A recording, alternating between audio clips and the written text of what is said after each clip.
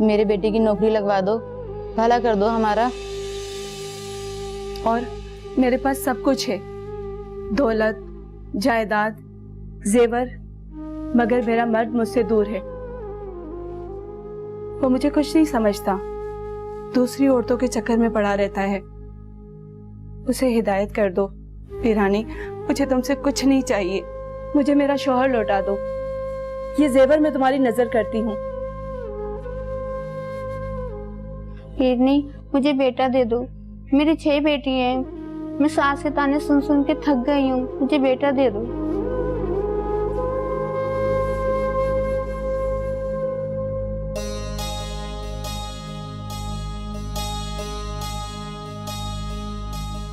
वाह माई पीरनी वाह, किस्मत बदल दी तुमने हमारी।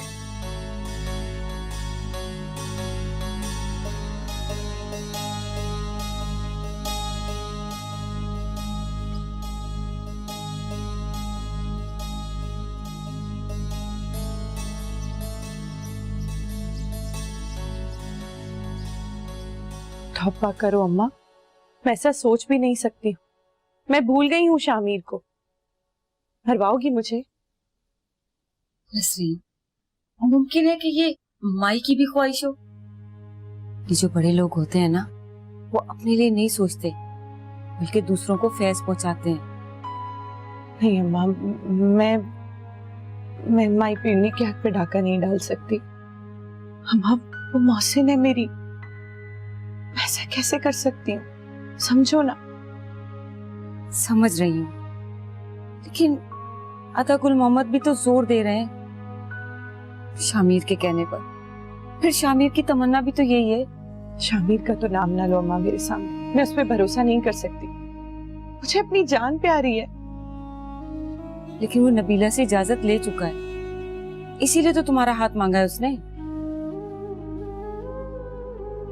अम्मा, शामिर माई पीरनी के शौहर है, हो सकता है वो उन्हें लिहाज में इजाजत दे दें, लेकिन मैं ऐसा नहीं कर सकती।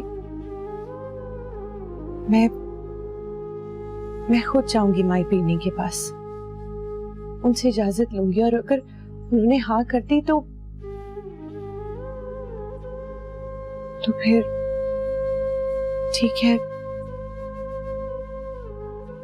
अम्मा, तुम समझ रही हो ना, शामिर की बात अलग है अम्मा, मैं कुछ भी नहीं हूं। जैसे तुम्हारी मर्जी।